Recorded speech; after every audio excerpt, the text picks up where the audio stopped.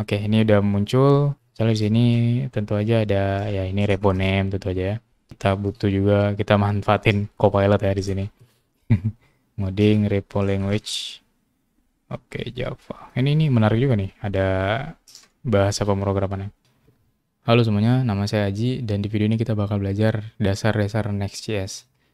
Nah, apa itu Next.js? Next.js adalah sebuah React framework dan dengan Next.js ini kita dapat membuat aplikasi website gitu ya, secara fleksibel dan cepat.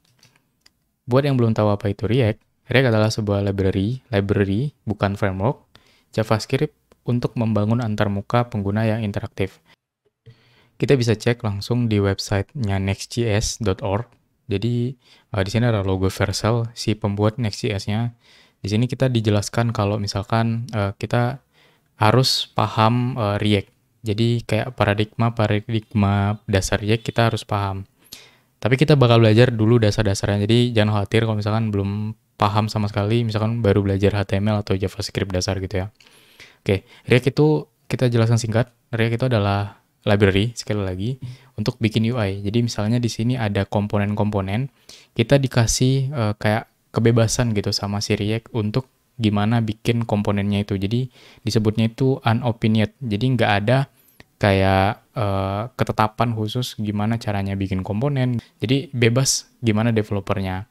Nah, karena terlalu bebas gitu ya, jadi kita butuh yang namanya third party atau library tambahan. Kita nggak dikasih untuk kayak misalkan mau routing tuh kayak misalkan pindah halaman, gimana interaksinya itu misalnya sama API, sama caching, gimana kayak kita nyimpen data di memori sementara gitu ya. Itu nggak disediakan sama si React. Kita butuh effort dan waktu lebih untuk ngebangun sebuah aplikasi pakai React sendiri gitu ya, karena dia adalah sebuah library bukan framework. Dia itu nggak ngejadiin kayak misalnya tools-tools yang dibutuhkan untuk kebutuhan kita rata-rata gitu ya. Karena kebutuhan orang kan beda-beda, tapi rata-rata kebutuhan untuk bikin web aplikasi itu React belum menyediakan, atau memang dia nggak nyediain, dia cuma bikin kayak gimana paradigma bikin komponen jadi satu, jadi kayak Lego gitu. Oke, dengan itu dibuatlah Next.js ini. Jadi Next.js ini adalah sebuah framework yang dibuat khusus memang untuk nge-optimize atau ngedongkrak si kemampuan si React ini. Jadi dia kayak dibungkus jadi satu dengan fitur-fitur, dan di sini ada kayak misalkan additional structure, ada fitur, ada optimize untuk aplikasi kita gitu ya. Kayak ada di gambar, kita bisa bikin UI pakai React. Jadi React itu cuma bikin UI-nya aja. Untuk kayak misalkan kita bikin routing system, data fetching, kita juga di Next.js disediakan kayak tools untuk di server side, database, untuk CMS, terus kita bisa out juga. Terus kita juga bisa bikin kayak server-side rendering dengan mudah pakai si Next.js ini. Kita bakal jelaskan apa itu server-side rendering di video lain gitu ya. Di sini jelasin gitu ya, antara kamu individual developer atau bagian dari tim besar, Next.js ini udah ngedukung apapun yang kita butuhkan. Jadi kita bakal bikin sebuah web aplikasi kayak gini, fiturnya sederhana banget, gimana ada form itu ada kayak bisa nyari user di GitHub, kita bakal pakai API GitHub. Di sini ada tombol, jadi ketika diklik, dia bakal ngambil data, bukan data ya, kayak teks yang ada di form itu. Terus kita cari hasilnya di sini, kita tampilkan hasilnya berdasarkan nama aja sih sebenarnya. Nah, kalau misalkan namanya itu diklik, dia bakal lari ke halaman detail. Detailnya itu kita bakal integrasi pakai API juga. Di sini kita bakal kasih lihat followernya berapa, following, repositorinya, listnya kayak gimana. Sesimpel itu, nggak usah ribet-ribet dulu. Kita bakal belajar dasar-dasarnya dulu. Oke, kita langsung aja buat projectnya di sini. Kita buka docs, di sini ada dokumentasi resmi. Oke, di sini kita pakai Yarn. Teman-teman perlu download dulu Node.js. Buat yang belum punya Node.js gitu ya, download aja yang ini, LTS, yang recommend. Terus kalau misalkan udah, kita bisa pakai, ada beberapa komen gitu ya, tapi saya lebih suka pakai Yarn. Kalau di saya itu lebih cepat, menurut saya lebih cepat pakai Yarn. Oke, kalau udah kita buka CMD. buka CMD, Windows R, terus ketik aja CMD. Kita ke projectnya. Di sini misalnya arahkan gitu ke folder yang mana yang kita mau install si projectnya. Misalkan saya di project E, terus di drive E, terus di code, terus kita langsung aja copy yang ini, create next app. Create next app. Sama aja sih sebenarnya, mau pakai npx atau pnpm juga bebas. Oke, kita kasih nama project name-nya misalkan dasar Next.js. Kita mau pakai TypeScript atau enggak? Kita pakai TypeScript aja. Sekalian belajar TypeScript. Nah, kita dikasih tahu mau pakai ESLint atau enggak. Kita pakai aja. Biar dikasih tahu gitu ya kalau ada error atau enggak. Itu kayak berguna juga sih. Biar nanti pas deploy ke internet, kita nggak ada dapat error-error yang aneh-aneh gitu sih. Oke, ini udah selesai. Kita bisa aja langsung buka code. Code dasar Next.js untuk buka VS Code-nya. Oke. Nah, di sini ada beberapa struktur folder. Sederhana banget sih sebenarnya. Kita cuman bakal berurusan sama page sama style mungkin ya.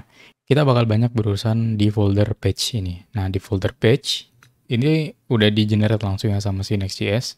Ada beberapa folder dan file bawaan. Ada API. Nah, kita juga bisa bikin API tuh di Next.js. Jadi kayak full stack app. Mungkin teman-teman yang udah pernah belajar PHP kayak Laravel gitu ya. Atau PHP dasar, kita bisa bikin kayak full stack gitu untuk website kliennya dan servernya itu di satu tempat. Nah, di Next.js kita juga bisa bikin hal yang sama tapi lebih simple dan lebih mudah banget. Kita bakal belajar bikin API-nya nanti. Oke, ini kita biarkan aja dulu. Yang pertama ada /app. Nah, di sini kita bakal ditunjukin gitu ya, gimana kalau misalkan mau naruh CSS global untuk seluruh project, seluruh halaman, kita taruhnya di sini. Jadi supaya tidak taruh per halaman lagi satu-satu gitu ya. Nah, untuk sementara ya kita biarkan dulu, kita nggak bakal main-main sama si app dulu. Nah, di index ini, sistem routingnya itu tuh berdasarkan folder dan file name. Jadi sistemnya kayak gini. Kita coba jalankan dulu ya. Misalkan saya pakai yarn dev untuk menjalankan atau npm run dev. Oke, lanjut. Kita buka dulu sini. Oke, nah ini udah di-generate langsung sama si Next.js-nya kayak gini. Kenapa gelap? Karena saya pakai browsernya itu, saya coba ini ya, ganti dark mode-nya misalkan light. Nah, dia udah otomatis juga gimana kita mau bikin interaktif, tapi kita pakai bawaan dulu aja. Oke, yang pertama kita bakal belajar dulu gimana sistem routing atau mengatur halaman gitu ya di Next.js. Jadi per halaman itu ada namanya folder page. Setiap file yang namanya JS, JSX, TS atau TSX gitu ya, setiap komponen file itu bakal dianggap satu halaman kalau misalkan dia ditaruhnya di page gitu ya. Misalnya gini, saya buat langsung halaman page ini detail.tsx gitu ya. Terus kita buat komponennya pakai RFC aja lebih cepat. Misalnya di sini ini adalah detail. Nah, di sini udah kelihatan gitu ya. Ini adalah detail. Setiap file atau folder yang namanya adalah sesuai dengan penamaannya ya gitu ya, itu bakal dianggap detail kayak gini, path detail. Kalau misalkan kita kasih nama misalnya halo gitu ya. Nah, ini bakal langsung error karena dia nggak ada detail di sini. Dianggapnya ya kalau mau akses kita kasih nama hello. Oke. Ini kita coba ganti namanya detail lagi.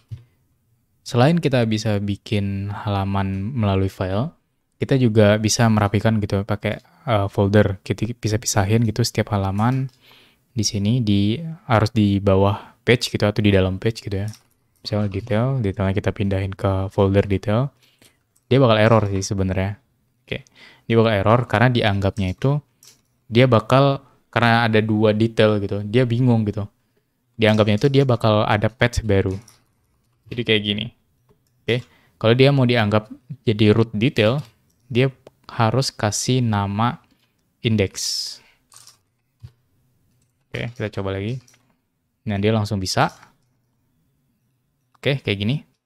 Selain simbol routing kayak gini, kita juga bisa bikin dynamic routing. Jadi halaman dengan dynamic routing itu, kita misalnya kayak detail itu kan biasanya ada ID gitu ya, atau query ID kayak gini. Nah, cara penamaannya bikin file baru dengan nama ID aja sih sebenarnya.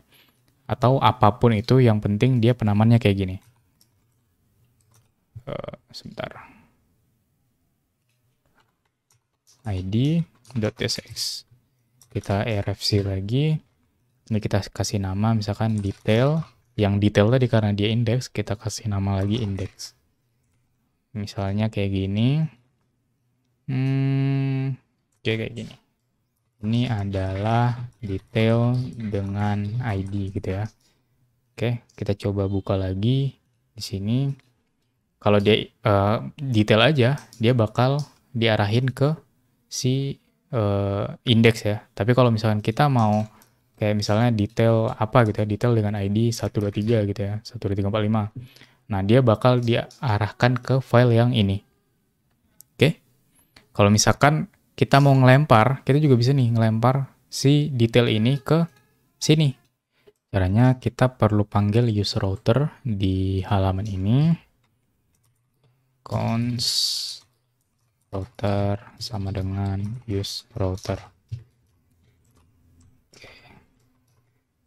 Gini. Oke, di sini kalau misalkan ada kayak suggestion gitu di VS Code saya gitu, karena saya pakai GitHub Copilot. GitHub Copilot itu kayak apa ya? AI buat kita ngoding. Jadi dia bukan ngoding untuk kita sih. Dia kasih rekomendasi gitu, kira-kira codingan apa yang selanjutnya bisa kita buat. Kayak gini kan dia tahu gitu, kita bakal bikin ID gitu ya. Jadi dia pakainya kayak gini. Otomatis. Nah, di sini ya mungkin kita deaktif dulu ya, atau di disable dulu biar sama-sama enak belajarnya. Nah, di sini ada error.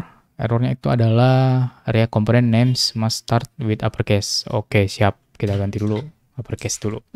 Ini kita ganti juga index. Oke. Di sini teman-teman bisa lihat dia juga uppercase sih rata-rata. Oke. Nah, dengan kayak gini kita bisa langsung lempar ID-nya pakai cara dimasukin ke dalam kurung kurawal di setiap komponen HTML-nya. Oke, kita coba. Sini kita akses misalkan 1, 2, 3 gitu ya. Nah, dia bakal kelempar ke halaman yang lain, bukan halaman yang tadi. Ini kan halaman yang tadi yang index. Ini halaman yang detail atau yang dengan ID. Nah, ID ini dia nggak muluk harus pakai ID gitu ya, parameternya bebas. Misal pakai apa ya? Angka gitu ya.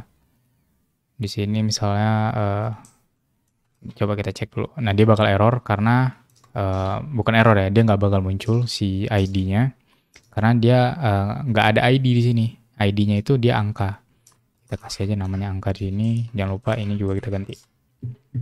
Oke, langsung keganti. Misalnya kita ganti juga ABC gitu ya, langsung keganti. Nah, ini berfungsi kalau misalnya kita butuh buat halaman detail. Itu namanya dynamic routing. Oke, selanjutnya kita bakal langsung bikin aja halaman-halaman yang mau kita buat. Kayak di sini ada 2 halaman ya sebenarnya, halaman searching sama halaman detail.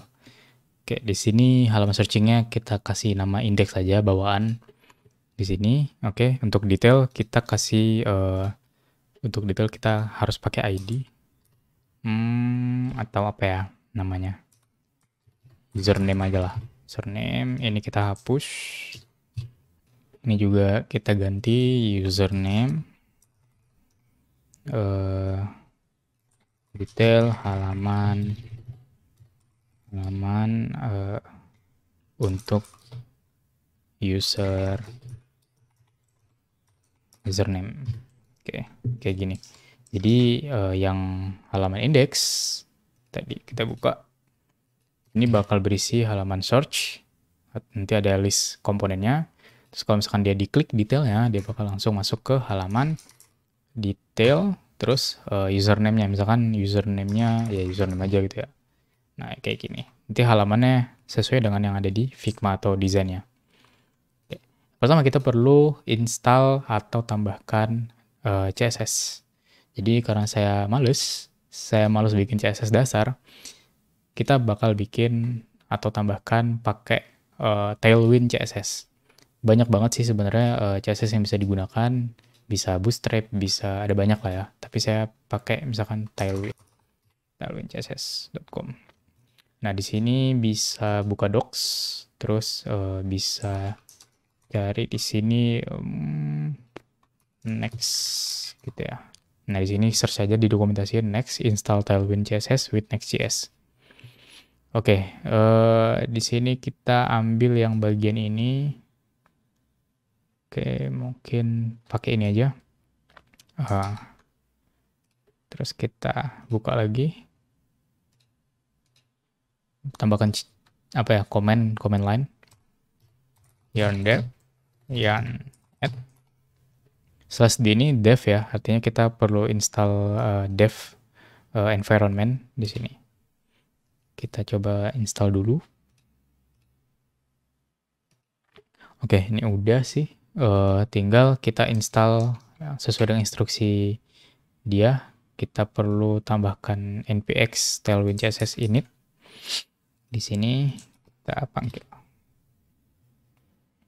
Oke, dia langsung kebuat halaman, bukan halaman ya, file tailwind css. Dan kita perlu import CSS Tailwind-nya ke global CSS. Jadi ada global CSS yang udah di-generate sama Next.js-nya. Kita copy bagian ini. Kita ambil style global CSS. Ini bisa kita hapus aja semuanya. Kita tambahkan ke sini. Yang home module kita bakal hapus aja, nggak pakai. Oke, kita rapi-rapi dulu.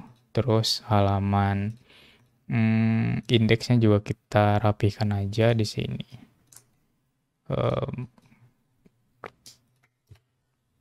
Sampai nyisanya div aja. Oke. Sini kita hapus stylenya, ini kita hapus semua. Oke, kita rapi-rapikan. Jadinya kayak gini. Kurang lebih udah sih. Nah, dia langsung putih lagi. Kita bakal buat kayak gini aja biar enak. Oke. Ini kita hapus CMD ini juga kita tutup dulu. Ini saya kecilkan dulu yang bagian ini. Yang pertama, kita perlu bikin ada di sini komponen-komponennya. Komponen-komponen ini saya pisah-pisahkan aja. Kita buat folder di sini components, di luar components. Oke. Di sini misalnya ada beberapa ya, ada form, ada tombol, terus ya itu dulu deh. Form.tsx, terus ada juga button.tsx. Kita buat dulu formnya, RFC di sini. Nah, untuk form kita ya input aja, input, terus kayak gini, kayak HTML dasar biasa sih, input. Terus kita juga buat buttonnya pakai button, terus button. Oke. Nah, ini kita panggil di index karena dia form bentuknya, jadi kita bungkus form kayak gini. Oke. Terus tadi ada form yang ada di components, kita langsung bisa import components buatan kita. Klik. Nah, dia bakal langsung ke import. Jadinya manggilnya kayak gini, kayak komponen HTML gitu. Terus ada juga button. Oke. Coba kita buka hasilnya. Nah, dia kayak gini, udah kayak ini. Oke, kita perlu ada beberapa properties gitu ya, kayak placeholder. Placeholdernya misalnya dari user di GitHub. Oke, kita styling dulu untuk formnya. Dia ada border. Oke, bordernya itu warnanya misalnya kayak gini. Dia nggak ganti. Bentar, dia nggak kepanggil CSS-nya. Oke, coba kita cek tailwind-nya. Oh, ini lupa nih, bagian ini. Jadi kita harus kasih tahu dulu si tailwind-nya mau nge-styling yang mana aja. Oke, konten. Kita copy aja yang konten. Kita copy, paste. Kita lihat di sini. Oke, dia udah ada border kecil banget di sini. Kita lanjut bikin formnya. Untuk stylingnya kita mungkin untuk pixelnya kita samain aja sama kayak yang di Figma. Oke, ini sekitar kalau mau dilihat 20 pixel padding gitu ya. Jadi bisa kayak gini aja sih. Kalau di Tailwind itu kita bisa pakai value sendiri gitu ya. Jadi kayak gini pixel. Terus roundednya juga samain aja sama yang di Figma 8 pixel. Oke, mungkin tadi ada notice, ada comment suggestion, itu karena saya pakai Tailwind extension. Nah, jadi sini ada Tailwind CSS IntelliSense, ini bisa diinstalasi gratis. Oke, soalnya tinggal masukin props, jadi di komponen situ kita bisa masukin props atau kalau saya suka analoginya itu kayak identitas si komponen. Jadi si komponen itu kayak benda gitu punya identitas. Misalkan kayak apa ya? Handphone gitu ya. Handphone itu kan ada mereknya, ada warnanya apa gitu. Nah, di komponen juga sama, bisa kita atur. Jadi kita buat gini ya. Interface, misalkan props. Namanya bebas sih sebenarnya, cuman umumnya dinamain props ya atau properties gitu. Misalkan di sini ada value ya, tentu aja ada value-nya karena input itu pasti punya value. Kita kasih tanda tanya ini, dia bisa nullable karena kalau misalkan nggak ditambahin dia bakal error nanti. Oke, terus ada juga fungsi onChange. Nah, onChange ini tuh fungsinya kita mau ngedeteksi ketika ada perubahan di input. Jadi ini sebenarnya reactive programming banget. Kalau misalkan ada perubahan di input komponen ya, maka bakal dikirimkan ke si pemilik atau pengguna komponen tersebut gitu ya. Nah, di sini kita panggil aja caranya, kita masukkan dalam bentuk parameter props, terus kita pilih gitu yang mana yang mau kita masukkan ke komponennya. Misalkan di sini saya mau masukin value dan onChange tadi. Oke. Nah, ini ada dua cara, bisa kayak gini, bisa juga kayak ya gini gitu ya. Tapi saya lebih suka pakai cara yang kayak gini karena value-nya bisa langsung dipakai gitu. Oke, di sini kita masukin value. Terus onChange-nya kita masukin onChange. Oke. Di mana ada perubahan value, maka onChange-nya ini bakal juga berubah. Soalnya kita akan bikin bagian button di sini, jadi nanti ada kayak icon gitu. Nah, iconnya kita pakai yang namanya hero icons. Oke. Download aja di sini library-nya. Kita copy aja yang bagian ini, terus masuk ke VS Code-nya lagi. Kita coba add hero icons react. Oke, kalau udah tutup lagi. Nah, hero icons ini cara penggunaannya sederhana banget sih sebenarnya. Jadi kita bisa balik lagi ke sini. Nah, ini kan banyak nih. Misalnya kita cari iconsnya, misalkan search gitu ya. Nah, ini ada magnify glass gitu ya. Nah, cara pakainya kita tinggal import di misalkan button gini ya. Oke, kita import from hero icons react solid. Oke, tinggal kita masukin nama yang tadi tuh, yang ada magnify mungkin kita copy dulu. Jadi kayak ada box gitu, kalau untuk copy pertama dia perlu diimport manual. Ini agak merepotkan. Ini nggak tahu box dari VS Code atau dari library-nya. Cuman nggak apa-apa. Kita copy aja kayak gini. Nah, ini oke, tinggal kita copy aja. Maksudnya kita ganti magnifying glass icon. Oke. Di sini kita panggil aja magnify plus icon, kita masukin size-nya misalnya segini mungkin ya. Kita coba cek. Oke, udah benar. Tinggal kita styling. Nih mungkin kita perlu gedein dikit. Di sini H6 mungkin ya. 6. Oke, tinggal kita styling bagian ininya. Backgroundnya black, teksnya putih. Terus dia hover mungkin zing ini apa ya? Arang ya? Atau yang di gunung itu. Oke, intinya dia hitam tapi agak abu-abu gitu. Oke, kalau misalnya kelihatan di sini, kalau di hover dia bakal berubah. Oke. Terus pixelnya juga kita samain 20 pixel. Terus ini kan kalau kayak gini dia sebentar. Nah, dia udah kayak gini nih. Cuman kita pastiin dia bentuknya persegi. Caranya kalau di Tailwind itu kita masukin aspek square. Oke. Kalau udah kayak gini harusnya udah tinggal kita layouting di bagian index di sini. Untuk bikin layout kita perlu tambahkan file layout di sini. Jadi Next.js itu bisa bikin layout untuk seluruh halaman gitu. Jadi kita perlu tentukan dulu misalkan halaman-halaman apa yang mau kita layouting. Misalnya ada kesamaan nggak gitu ya. Misalnya kayak yang di sini kesamaannya dia sama-sama di tengah layoutnya. Terus sama-sama misalkan ukurannya bisa kita miripin sih sebenarnya ini. Karena contoh aja jadi nggak mirip. Mungkin kita bisa miripin ukurannya berapa gitu ya. Berapa persen atau berapa pixel gitu. Nah itu kita samain di satu file layout.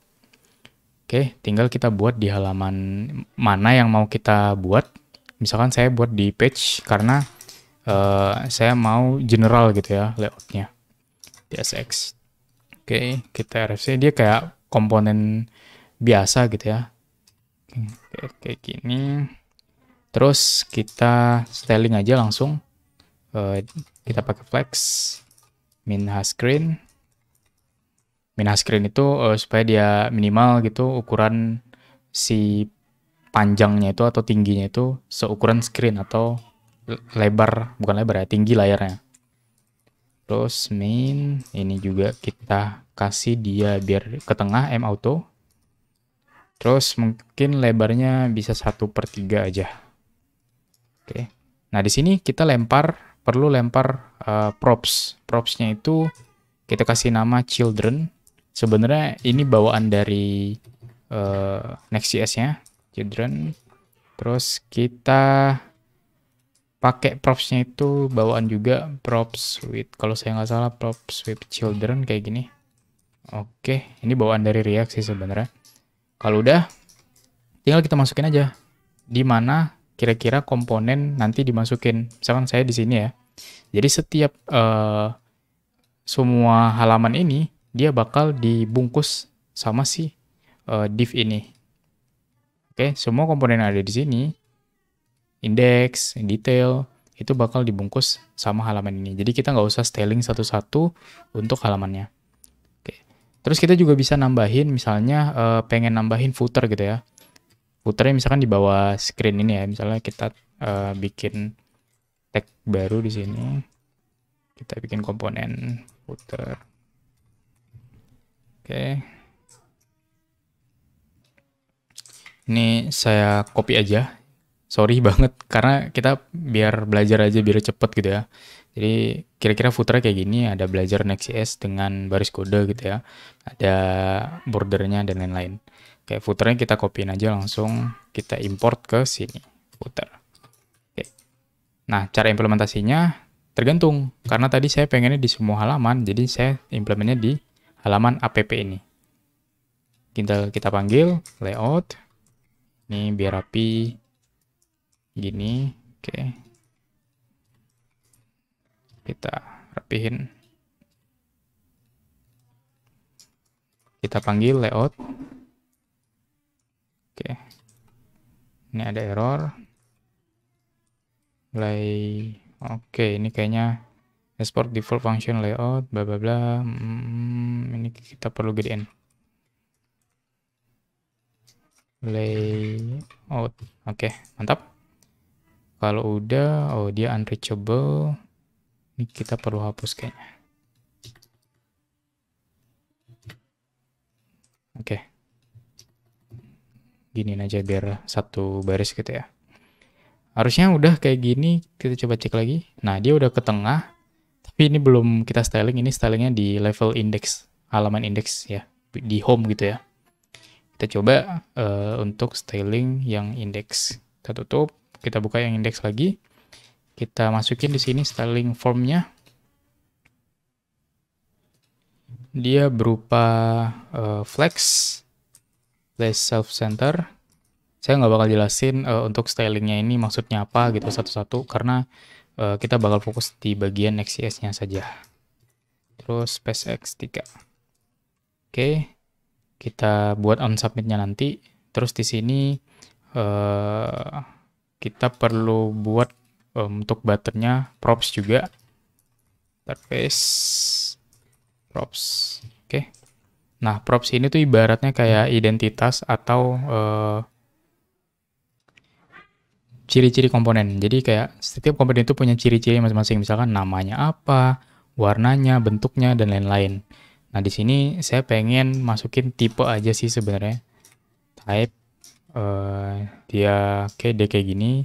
Button kah, submit, atau reset, ini bawaan dari HTML sih sebenarnya. Terus ada yang namanya is loading. Jadi dia ngedetect apakah dia sedang loading atau enggak, dan tipenya itu boolean. Cara importnya ya sederhana banget, tinggal kita masukin type-nya di sini, terus is loading-nya, terus kita masukin di sini dia sebagai props yang bagian ini. Oke, ini kayak private props gitu, khusus untuk masing-masing komponennya. Kalau udah, tinggal kita coba masukin di sini type sama dengan type. Oke. Nah, intinya ini kayak ngedetect loading gitu ya. Jadi si is loading ini ngedetect loading. Nah, kita perlu tambahkan komponen loading di sini, const loading sama dengan bla bla bla. Terus ini saya copyin aja biar cepet juga. Oke, kira-kira kayak gini. Nanti jadi kayak ada komponen loading gitu, spinner animasi. Oke, ini error. Terus kita tinggal masukin aja sih di sini. Logiknya ketika is loading, oke, kita cek if ini sama dengan if ya. Kayak kalau nih kan dia true nilainya, maka dia bakal nampilin si loading tadi. Si loading yang ini. Kita manggil ini. Tapi else, tanda else, maka kita bakal pindahin si ini. Oke, nah kurang lebih kayak gitu. Jadi kita cek dulu, misalnya, nah ini udah benar. Tapi ini buttonnya kita perlu rounding lagi, ya, rounded. Rounded. Rounded 8 pixel. Oke, udah rapi. Kita asumsi misalnya kita pengen cek gitu ya, dia bener atau enggak. Type-nya misalnya submit, terus is loading-nya misalkan kita coba tes aja ya. True, harusnya di loading. Oke, dia udah benar loading. Nah, ini kita buat false dulu. Oke. Soalnya kita bakal bikin komponen list user ketika dia udah berhasil di search gitu ya. Kita buat aja di sini user list. Kayak gini. Kita buat komponennya user list.tsx rfc. Oke. Kalau udah, kurang lebih komponennya itu berupa box. Jadi kita buat border di sini, roundednya 8 pixel. Terus dia lebarnya full. Kita masukin space atau gap setiap komponen yang vertikalnya itu 3. Oke. Kita bikin di sini title-nya mungkin. Title-nya hasil pencarian, misalnya untuk kita buat sini nama atau hasil pencariannya. font bold. Sini misalkan Budi gitu ya. Ini contoh aja sih. Oke, kalau udah di sini kita perlu bikin props juga. Interface props. Oke, nanti propsnya kita masukin di sini. Kita coba import dulu. Add import. Oke, kita coba cek. Nah, ini ada error. Errornya karena dia nggak sesuai. Oke, harusnya dia di luar form ya. Oke, kayak gini. Nah, kurang lebih kayak gini. Kita rapihkan lagi. Kita kasih space. Vertikalnya 5, jadi kayak ada jarak gitu. Terus ini juga kita kasih styling text center. Terus kita kasih padding juga 20 pixel. Oke. Kalau udah kita cek lagi. Harusnya udah lebih rapi. Oke, mantap. Ini tinggal kita bikin satu apa ya, kayak logo gitu. Bikinnya juga sederhana banget. Ini kita tutup dulu. Oke. Kita bikin misalnya header. Oke, untuk header ini juga sederhana banget. Tinggal kita masukin gambar gitu ya. Nah, untuk logo kita perlu copy dulu logonya. Nah, di sini udah ada ya logo.png. Nanti saya coba upload atau teman-teman bisa cari sendiri logo apapun yang teman-teman mau. Oke. Di sini tinggal kita masukin image. Nah, image-nya ini dari next image. Kita bakal pakai next image yang udah teroptimize sama si Next.js. Logo, terus source-nya kita masukin sesuai namanya logo.png. Oke. Masukin lebarnya mungkin ya ikutin aja 100 kali 100 kali. Oke. Terus selanjutnya kita masukin untuk nama webnya gitu ya. Misalnya cari orang sesuai dengan yang kita bikin. Yang saya bikin di Figma tadi. Terus mungkin kita cari orang GitHub gitu ya. Terus yang ini mungkin ukurannya 5 extra large. Yang ini ukurannya teks 4 extra large, lebih kecil tapi fontnya bold. Oke, sip. Ini mungkin kita bisa bikin flex row ya, karena dia horizontal. Jadi kita bikin flex row. Atau inline flex, sama aja sih sebenarnya. Kita pakai flex row aja. Terus item center dia biar vertikal secara center secara vertikal. Terus kita kasih jarak horizontalnya 5. Oke. Tinggal kita masukin ini, belum kita masukin si header ya di index tadi. Oke, harusnya di sini. Header. Oke. Mantap. Nice. Oke. Ini udah sih sebenarnya, mungkin bisa kita ketengahin kali ya. Kita bikin ke tengah aja kayak gini. Oke, mantap.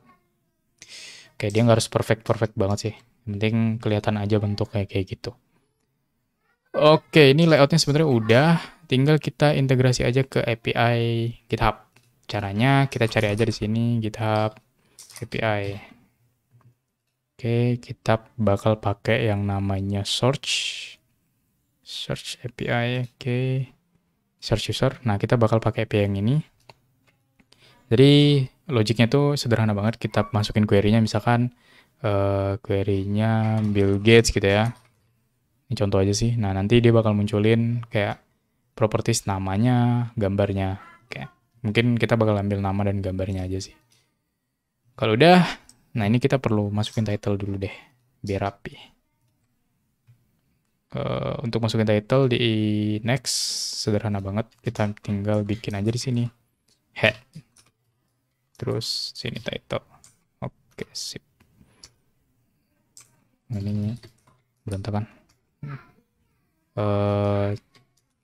Cari orang GitHub. Udah kayak cari orang hilang gitu ya, cari orang gitu. Oke, sip. Ini pertama kita perlu cari tahu dulu API yang mau kita buat. Oke, kurang lebih kayak gini. Nah, yang pertama kita bikin dulu types. Types ini fungsinya untuk nangkep setiap apa ya, JSON, data JSON kita bakal parse ke dalam bentuk types atau data model. Kita bikin aja di sini types. Terus nama typesnya misalkan di sini user.d.ts namanya. Jadi selalu kalau types itu .d.ts. Dia dalam bentuk type tentu aja. Export type namanya user. Terus kayak gini. Nah, yang kita masukin nih komponen-komponen mana yang kita pengen ambil gitu. Kalau bisa sesuaikan namanya sama kayak yang ini. Misalkan tentu aja nama ya. Kalau nama di sini kalau nggak salah dia bukan name deh. Nah, login string, terus ada juga avatar, URL, string. Oke. Terus ada mungkin ini kali ya. Untuk detail API-nya kita ambil aja URL string. Nah, kalau misalkan nanti ada tambahan ya tinggal ditambahin aja sih. Sementara ini dulu. Kalau udah tinggal kita bikin fetching-nya di index sini. Untuk bikin fetch kita perlu nangkep ketika tombol submit ini atau tombol search ini diklik. Caranya kalau di next sebenarnya sama kayak React pada umumnya sih. Kita tinggal bikin aja function di sini. Misalkan on search submit. Terus ya ini ikutin aja. Kayak gini. Terus kita prevent dulu, prevent default. Jadi biar dia nggak ke-refresh tiap kali ada submit. Terus ini tinggal kita masukin aja di on submit. On submit. Copy paste. Oke, mantap. Oke, yang pertama kita perlu bikin beberapa state. Jadi state ini bawaan dari React Hook tepatnya. Ini teknologi untuk kita bisa nyimpen state di setiap komponen. Misalkan di komponen itu ada loadingnya, ada lagi on search-nya, atau lagi ini inisialisasi gitu. Nah, kita simpan dalam state. Misalkan contoh aja ya, is loading gitu ya, is loading. Nah, ini kayak array gitu. Terus kita set parameter keduanya, atau bukan parameter ya, nilai keduanya itu setternya. Set is loading. Jadi ini kayak setter-getter gitu. Ini getternya, ini setternya. Oke. Kita panggil fungsinya use state. Ini udah bawaan sih, udah bawaan React. Oke. Initial value-nya false. Karena kita nggak pengen baru mulai masa udah loading gitu kan. Oke, kalau udah kayak gitu, kita masukin aja di sini is loading yang tadi. Is loading. Jadi ketika nilai ini berubah, nah ini maka bakal apa ya namanya? Berubah juga ngikutin si state-nya. Contohnya begini. Ini kan tadi udah kita integrate ya. Kita set is loading di sini. True. Jadi ketika dia tersubmit atau dipencet tombol submit-nya, maka dia bakal muter harusnya. Kita putar. Nah, dia bakal muter. Karena state-nya itu udah true. Oke? Tapi kalau kita refresh lagi, dia state-nya bakal ngereset lagi sesuai dengan initial value-nya. Kurang lebih state di React dan di Next.js itu ya sama aja sih sebenarnya. Kurang lebih kayak gini. Jadi kita tentukan state-nya apa, kita tentukan setter-getternya. Biasanya nilainya tipe datanya cuma satu sih. Misalnya dia boolean atau string atau ya bisa banyak juga sih sebenarnya. Cuman biasanya satu sih normalnya ya. Misalnya kayak ini boolean ya false, ya nilainya true. Kalau kita set is loading itu dalam bentuk string, dia bakal error karena dianggapnya yang nggak sesuai dengan initial value-nya. Oke, kurang lebih kayak gitu. Misalnya kita bakal panggil aja API yang ini. Caranya kita buat dulu use state untuk ngedetect perubahan yang ada di form. Kita bikin aja di sini namanya bebas sih sebenarnya. Misalkan search, kalau saya ngasih namanya search aja. Set search, kita bikin setternya. Nah ini itu aja dia string. Oke. Tinggal masukin aja di form tadi kan udah ada kita buat tuh value dan on change-nya. value-nya kita masukin search, on change-nya kita masukin set search. Tapi ini karena dia masih raw banget, on change-nya kita perlu bikin kayak gini modelnya. Oke, kita ambil target value karena dia masih dalam bentuk objek. Search target dot value. Oke. Jadi intinya ini kayak setter getter gitu sih. Value-nya setiap value yang ada di form ini dia bakal diikat sama si search ini. Jadi ini bakal ganti-ganti nilainya nanti. Oke. Kalau mau ngecek sih simple banget sih. Caranya gini aja sih. Tinggal kita ambil aja nilai yang ada di sini, search misalnya. Search. Nah, harusnya dia bakal ngikut. Nah, tes, nah dia bakal ngikut. Itulah enaknya React Hook ya. Hook tuh kan kayak kail ya, kayak pancing ya kalau nggak salah.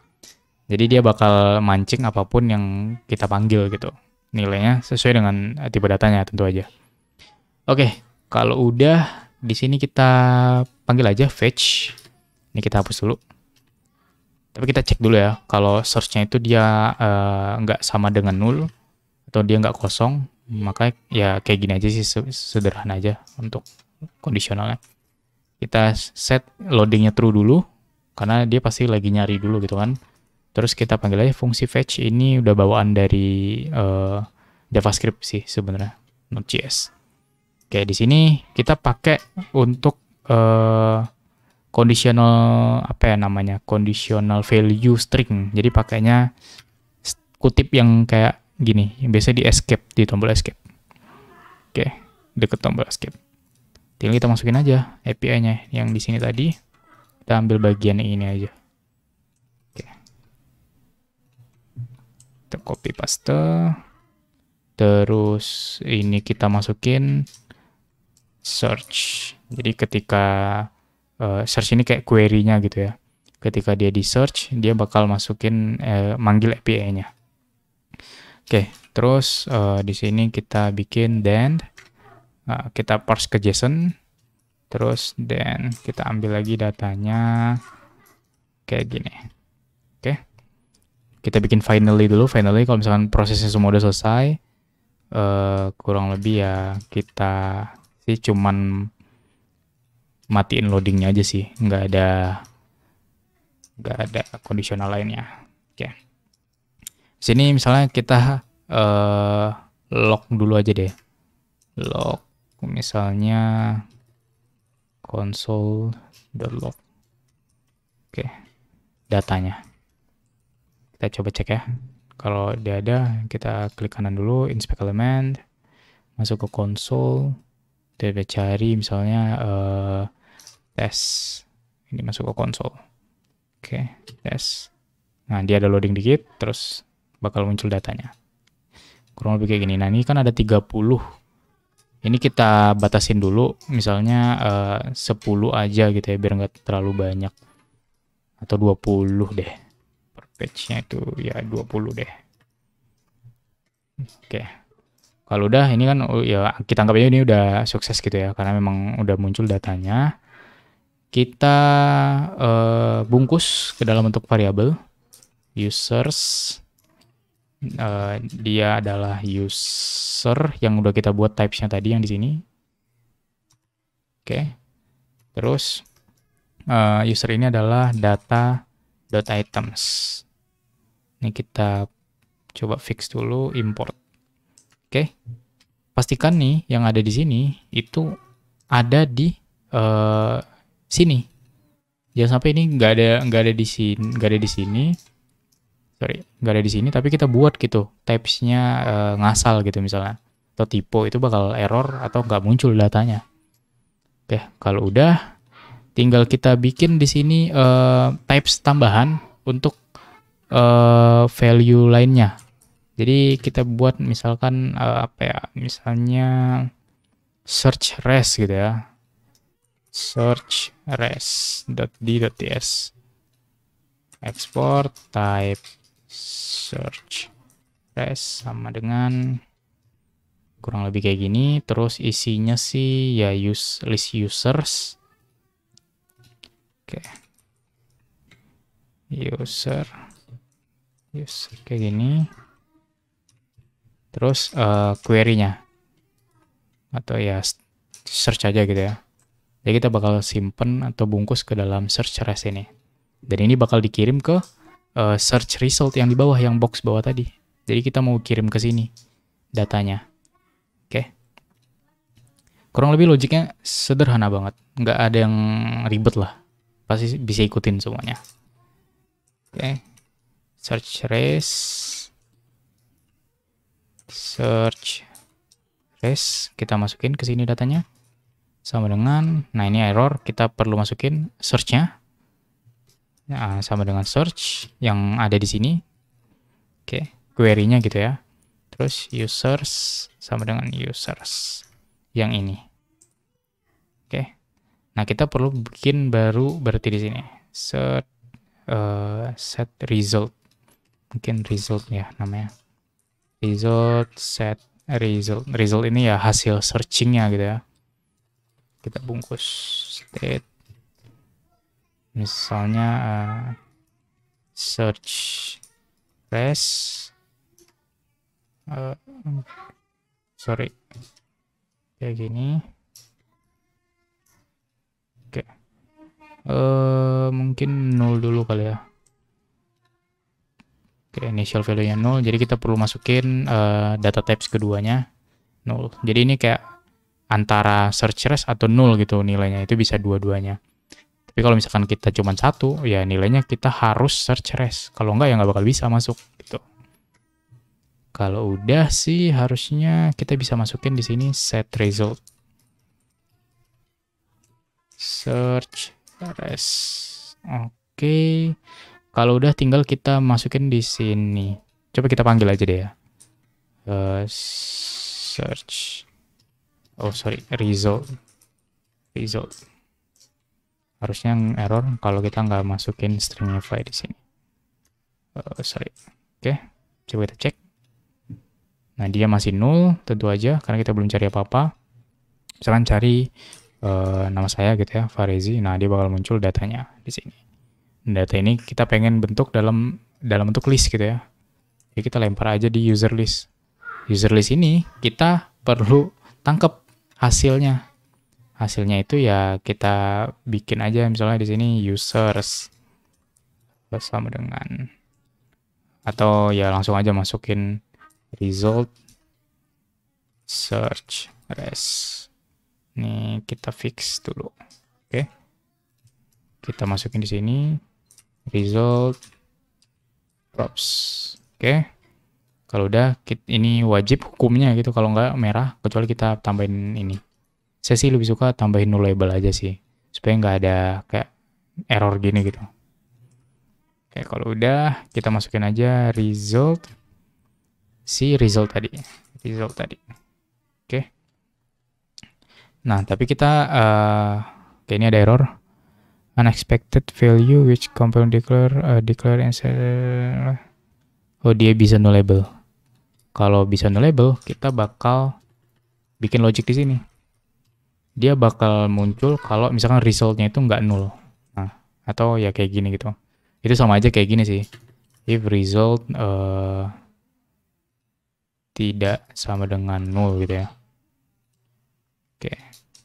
Atau sama kayak gini. Nah, ini sama aja, tapi biar lebih singkat ya pakai gini aja. Sama aja. Oke, mantap. Kurang lebih kayak gini. Terus ya udah tinggal kita urusin bagian user list nih. Nah, di user list bakal ada user item. Karena kita bakal bikin stylingnya kayak yang di Figma tadi. Kayak gini. Jadi ada gambar, ada icon, dan ada namanya gitu ya. Terus ada juga ini, hasil pencarian apa. Oke, caranya ya kita bikin aja dulu komponennya. User item.tsx rfc user item. Oke, mantap. Di sini kita bikin props langsung. Interface props. Enaknya kalau misalkan udah kita bikin types, tinggal kita masukin aja. Berarti kan dia user ya, berarti user. Oke. Kita masukin aja null label. Di sini user. Sini props. Oke, mantap. Kita misalnya masukin aja di sini user loginnya. Oke. Di sini kita bikin di sini mapping. Mapping tuh kayak looping, kita nge-extract data usersnya gitu, atau list usernya. Caranya, cara mappingnya ya kita panggil aja si result, berarti result usersnya atau list user dot map. Nah, itu ada dua parameter, user dan index. Oke, kayak gini. Nah, tinggal kita masukin aja, nggak usah return. User item yang tadi udah kita buat. User item, kita masukin key, karena dia wajib pakai key. Masukin indexnya. Indeks ini jangan sampai typo ya. Nah, usernya juga jangan sampai typo. Oke, kalau udah, tinggal masukin juga user yang tadi udah kita buat ke sini. User. Mantap. Coba kita cek di sini. Nah, dia udah muncul semua. Keren ya. Tinggal kita cari misalnya teman saya deh, Isfa. Oke, ini udah muncul 20 data. Tinggal kita styling aja sih itemnya kayak gimana. Stylingnya juga bebas, mau modelnya kayak gimana. Kalau saya ngikutin aja sih yang di Figma yang udah kita buat tadi. Oke, yang pertama stylingnya ini kita hapus dulu. Oke, class name, dia flex, justify between, karena dia ada kiri kanan tadi, jadi between. Terus item center, dia full. Terus kita kasih hover kalau dia di hover. Misalkan abu-abu ringan aja. Abu ringan. Oke. Kita kasih padding. Paddingnya 20 pixel, ngikutin sama yang di atas. Tapi PY-nya cuma 5 pixel. Biar nggak terlalu tinggi atau gede itu ukurannya. Terus kita bikin juga div di sini. Terus kita bikin span icon. Nah, ini untuk iconnya. Untuk icon kita pakai chevron. Namanya chevron tuh kayak, ini kita cek aja ya, chevron. Class name dia ukurannya 4 4. Oke. Nah, ini kenapa masukin div, supaya dia nggak ngikutin lebarnya gitu. Pokoknya dia bakal beda sendiri lah kalau dimasukin ke div. Kita pakai next image, alternya misalkan profile, karena dia profile, terus ukurannya 40 kali 40 mungkin. Oke, source-nya itu udah dikasih tahu sama si GitHub Copilot-nya. User.avatar URL. Oke, tinggal kita bikin dia jadi bullet round full. Source-nya, oke, ini kemungkinan bisa undefined. Nah, ini ada cara untuk ngakalinnya. Sebenarnya cara ngakalin yang paling aman sih kita hapus ininya ya.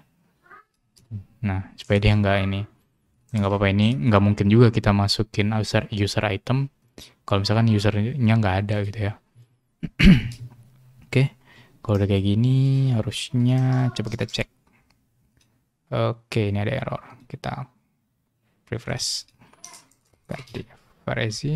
Oke, dia ada error. Invalid source prop bla bla bla bla. Pokoknya dia harus masukin domain si image-nya dulu ke configure. Kita coba buka aja.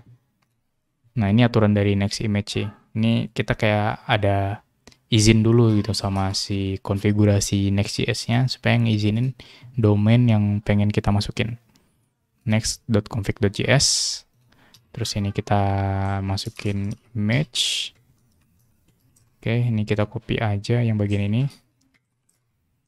Domainnya juga kita copy aja yang bagian ini. Sesuai dengan gambar, domain gambar apa gitu yang pengen kita masukin ya. Jadi kita nggak bisa ngasal gitu. Masukin maksudnya pakai domainnya tapi kita nggak masukin ke sini. Kita refresh. Cari lagi variasi. Oke. Ternyata Oke, phone a change next config, dia harus restart. Oke, kita restart dulu. Oke. Ini bawaan dari Node.js sih kayaknya ini.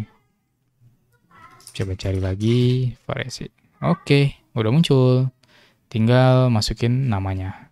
Nah, ini mungkin kita perlu kasih jarak dikit gitu ya di indeksnya. Misalkan segini deh. Oke, biar dia nggak terlalu mepet. Ini juga kita bisa kasih jarak di user listnya. PB10. Oke, nah biar dia nggak terlalu mepet gitu ya. Terus ini juga user itemnya kita bisa lanjutin, masukin nama. Namanya ya sederhana banget sih, tinggal masukin aja user login ya. User login. Oke, nah ini kita perlu styling karena dia nganggapnya ini kayak sebuah baris gitu ya, bukan kolom. Sederhana banget, kita bisa pakai inline aja, inline flex. Terus pastikan juga dia ke tengah. Terus kita kasih jarak juga, space X3. Oke, mantap. Nah, ini tinggal kita kasih apa ya, hover ketika dia diklik. Oke, kita kasih class name di sini. Hover BG black mungkin ya. Terus kalau dia black, teksnya harus white. Biar kelihatan nantinya. Terus kita kasih padding. Oke, kurang lebih kayak gini. Terus dia pakai link. Nah, di sini kita bawaan dari Next.js-nya, link. Next link. Oke. Dia mirip-mirip sama kayak Ahref gitu ya. Mungkin teman-teman yang udah pakai HTML sama aja sih sebenarnya. Cuma bedanya di sini kita bisa oper-operan data pakai link ini. Jadi kayak udah di-optimize gitu ya. Oke. Di sini mungkin kita masukin dia sama kayak yang udah kita buat tadi, detail username. Jadi dia bakal kayak gini. Kita pakai gini aja. Detail user login. Oke, kayak gini. Kita refresh. Masukin namanya. Kita copy. Ini udah muncul ya. Link di bawah sini ada ininya. Tulisannya.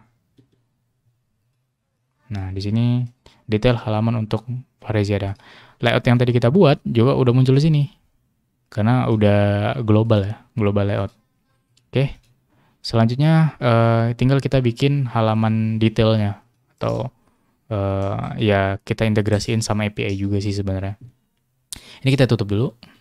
Tutup dulu. Oke, masuk ke halaman detail.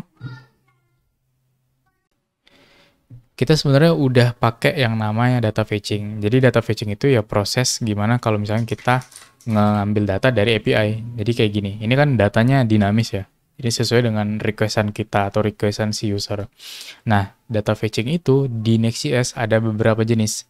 Ada server-side rendering, SSG, CSR, ini ada singkat-singkatannya, dynamic routing, dan lain-lain. Oke, intinya tuh ada dua sebenarnya untuk rendering di sisi Next.js itu. Ada server-side rendering, ada client-side rendering. Jadi server-side rendering itu, si datanya itu di-load di sisi server. Jadi nggak ada proses pengambilan data di sisi klien. Jadi berbarengan ketika websitenya itu di-load, ya udah HTML itu menampilkan sekaligus datanya. Tapi kalau client-side rendering, dia nggak muncul data di awal. Jadi nggak ada data di awal. Jadi datanya itu dimunculkan setelah si kliennya itu selesai di-load semua. Baru kita bisa mencari, ini tipe. Baru kita bisa cari datanya gitu. Tapi kalau server-side rendering, itu kita udah disuguhkan dulu datanya sebelum kita load. Nah, ada kelebihan, ada kekurangan sih sebenarnya untuk masing-masing. Kita bahas yang client-side rendering dulu. Kalau client-side rendering, ya kelebihannya kita bisa integrasi datanya itu secara real time gitu. Kapan data itu dibutuhkan, di situ datanya bakal muncul, bakal di-refresh. Sedangkan kalau server-side, itu biasanya datanya itu biasanya lebih out to date atau lebih nggak update gitu ya. Karena dia udah di-render duluan di server, kecuali memang kita pengen build ulang si projectnya atau pakai yang namanya ISR, Incremental Static Regeneration. Jadi bisa di refresh dari sisi servernya misalkan per 1 menit, tapi tetap hitungannya nggak up to date gitu, karena dia nggak sesuai dengan permintaan real time. Sedangkan kalau client side rendering dia up to date dan dia real time gitu, sesuai dengan kapan dia diambil datanya. Tapi kelemahan si client side, dia tuh nggak bagus untuk SEO indexing, karena datanya itu pas di load pertama nggak ada muncul apa-apa. Jadi kalau misalkan mau bikin kayak blog, terus kayak misalkan yang berbau konten gitu ya, dia jelek gitu kalau misalkan harus pakai CSR. Jadi contohnya gini, content.io. Ini adalah website buatan saya, dan baris